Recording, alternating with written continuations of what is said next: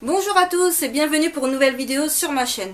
Comme vous le savez, je n'ai toujours pas mis en ligne le What's New du mois de juillet et pour cause, j'avais 9 nouveautés manga à vous présenter et je me suis dit que si je faisais une seule vidéo pour vous présenter ces 9 nouveautés, il allait encore s'agir d'une très grosse vidéo, ce que j'appelle très grosse vidéo, c'est-à-dire une vidéo qui dépasse la demi-heure et j'en ai un petit peu marre de vous tourner des grosses vidéos, du coup de vous en proposer assez peu sur ma chaîne parce que on ne s'en rend peut-être pas compte, mais quand on vous propose une vidéo d'une demi-heure, elle n'a pas vraiment duré une demi-heure pour être tournée, elle a duré plus une heure et demie pour être complètement tournée. Voilà, donc après il faut voir tout le travail de montage qu'il y a derrière. Bref, du coup je me suis dit que pour que ce soit plus simple pour vous et pour moi, j'allais vous proposer 4 petites vidéos au lieu d'une seule grosse vidéo. Donc ça commence avec la vidéo d'aujourd'hui où je vais vous présenter les nouveautés shoujo qui sont sorties durant la Japan Expo, c'est-à-dire début juillet. Dans la vidéo de dimanche, vous aurez les nouveautés shonen. Dans la vidéo de mardi, vous aurez les nouveautés seinen. Et dans la vidéo de vendredi, vous aurez les nouveautés autres. Ce que j'appelle nouveautés autres, donc il s'agit de l'artbook de Black Butler publié chez les éditions Kana et Stray Dog de Vanra publié chez les éditions Glénat. Donc aujourd'hui je vais vous parler shoujo. Je suis désolée si voilà, il y en a peut-être pas mal d'entre vous qui ne lisent pas de shoujo, donc ça va peut-être pas les intéresser, j'en suis désolée, mais il faut bien commencer par quelque chose et ce sont les lectures que j'ai lues le plus rapidement et donc j'avais vraiment envie de vous parler, donc dont un coup de cœur. Voilà, je tiens à dire, il y a un coup de cœur dans cette vidéo. Je vais d'abord commencer par ce fameux coup de cœur et il s'agit des 2 premiers tomes de Daytime Shooting Star de Mika Yamamori. C'est publié chez les éditions Kana. Donc shoujo, romance tranche de vie terminée en 12 tomes et le tome 3 est prévu en France pour le 2 octobre. Donc c'est une série que je ne pensais vraiment pas commencer à la base. J'en avais pas vraiment entendu parler quand il y a eu la promotion qui a été faite pour la Japan Expo. C'est pas un titre qui m'a tiré de prime abord, pourtant les couvertures je les trouvais assez sympas. Mais je sais pas, il n'y avait pas ce petit truc qui me donnait envie de commencer la série. Et j'en avais eu très peu de retours, je dois bien avouer qu'il n'y a pas eu énormément de retours sur cette série. Et le peu de retours que j'en ai eu était finalement très bon. Et en allant un petit peu par hasard à Londres, je crois que ça devait être quelques jours avant qu'ils ferment, donc on va dire à peu près mi-juillet, j'ai décidé de les prendre sur un coup de tête. Je les ai dévorés en même pas une heure, j'étais super contente d'avoir pris les 2 premiers tomes, de ne pas être arrêtée au tome 1 parce que j'aurais été super dégoûtée de ne pas avoir le tome 2 dans la foulée. Et ça a été un très gros coup de cœur, voilà. Je n'ai lu pour l'instant que 2 tomes sur 12, mais je peux vous dire que c'est d'ores et déjà un coup de cœur. Je vous en parle très rapidement, donc on suit le personnage de Suzume, que vous voyez ici, qui est donc notre héroïne, qui est une jeune fille qui vit à la campagne avec ses amis, sa famille. Elle a son petit train de vie tranquille. Mais ses parents ont d'autres projets, du coup elle se retrouve à déménager à Tokyo. À Tokyo, elle va devoir vivre chez son oncle qu'elle connaît finalement très peu, qui est quelqu'un d'assez jeune, d'assez dynamique, qui va prendre soin d'elle, tout ça. Mais le souci, c'est qu'elle n'a pas vraiment le sens de l'orientation une fois arrivée à Tokyo, vu qu'elle est totalement paumée, elle n'a jamais vécu en ville. Et elle va faire la rencontre d'un jeune homme qui s'avère être enfin pas le meilleur ami, mais un très proche ami de son oncle. Mais pas que, il s'agit également de son professeur principal. À partir de là, je pense que vous pouvez voir où ça va mener entre les 2 personnages. Je n'en dis pas plus. La relation est, comme on peut s'en douter, hyper compliquée du fait que ce soit élève-professeur, du fait qu'il y ait une différence d'âge, du fait qu'il y ait d'autres personnages qui viennent se mettre au milieu. Mais même si la recette peut sembler hyper classique et hyper vue et revue, ça a été vraiment un gros coup de cœur. Je compare ce titre à ce que j'avais retrouvé dans Strawberry et Blue Spring Ride plus récemment. C'est vraiment ce côté shoujo avec la bande de copains, les relations compliquées, les personnages qui découvrent à peine l'amour, une bonne touche d'humour, de comédie quand même qui est bien présente, des personnages ultra attachants, toujours ce couple de personnages principaux dont on va suivre les aventures et les mésaventures malheureusement. Donc c'est vraiment un shoujo qui m'a pris... je veux dire, je n'ai pas pu décrocher de ma lecture. Alors pourtant, parfois, voilà, il y a des mangas, je les commence, j'ai du mal à rentrer dans l'histoire, j'ai du mal à vraiment me plonger dans le truc, à vraiment être à fond dedans. Mais là, ça a été un coup de cœur dès le départ. J'ai vraiment adoré ces 2 tomes. Ça payait pas de mine pour moi dès le départ. Je les ai écrits un petit peu en me disant... Pourquoi pas, la série est terminée, c'est ce qui m'a beaucoup convaincu commencer cette série, c'est le fait qu'elle soit terminée en 12 tomes. Je me suis dit que Kana, niveau édition, ça m'a jamais déçu. Quand j'ai pris les rares shoujo que j'ai chez les éditions Kana, ça ne m'a jusque-là jamais déçu. Je suis également Sawako, dont je n'ai jamais parlé sur ma chaîne, il faudrait que j'en parle un de ces 4, mais bon. J'ai pas grand chose niveau shoujo chez eux, mais là je dois avouer qu'après Strawberry et Blue Spring Rise, ça doit être mon 3e coup de cœur shoujo que j'ai chez cette maison d'édition. Donc je vous montre très vite ce que ça donne niveau dessin. Donc comme vous allez très vite le découvrir dans cette histoire, notre héroïne, elle est à la fois naïve, très enjouée. C'est un personnage vraiment que j'ai adoré. Pourtant j'ai du mal avec les héroïnes de shoujo que je trouve souvent trop niaises, trop prévisibles. Et là c'est un personnage qui est tellement naturel et tellement agréable, enfin c'est agréable de suivre ses aventures entre guillemets. Donc c'est vraiment un titre que je vous recommande si vous hésitez à le commencer, si vous l'avez vu, vous attendiez peut-être d'avoir un avis à son sujet.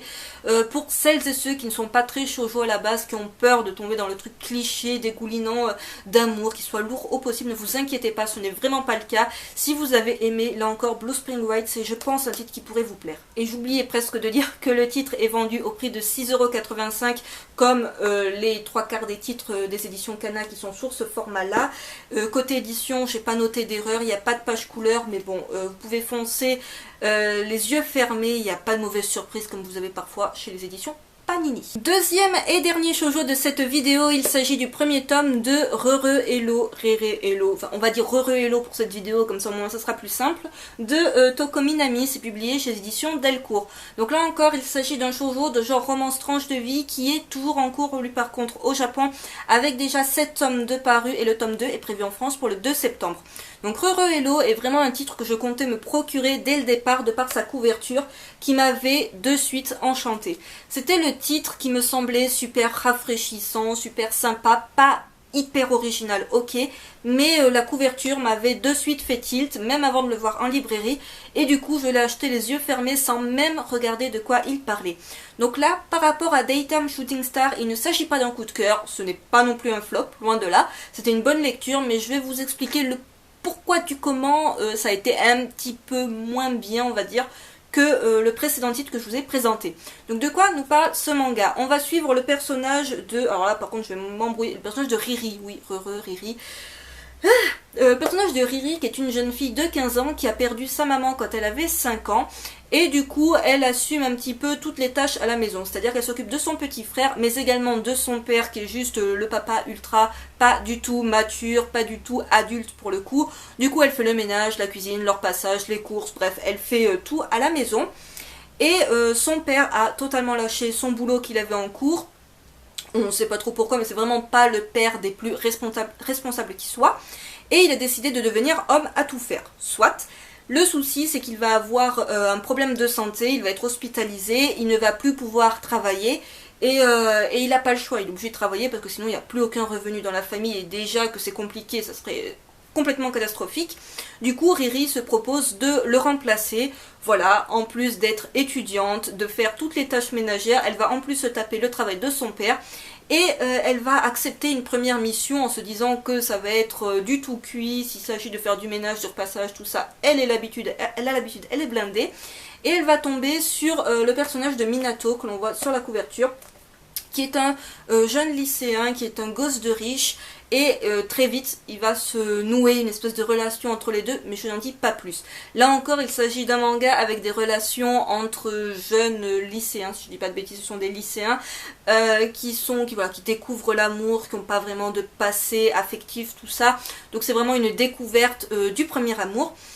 Et ils vont se trouver un point commun, c'est-à-dire que tous les deux ont perdu leur maman. Et à propos de ce point-là, de la perte de la mère, c'est ce qui m'a posé problème au début de ce manga. Donc je vais vous expliquer ce qui m'a un petit peu, on va dire, choqué.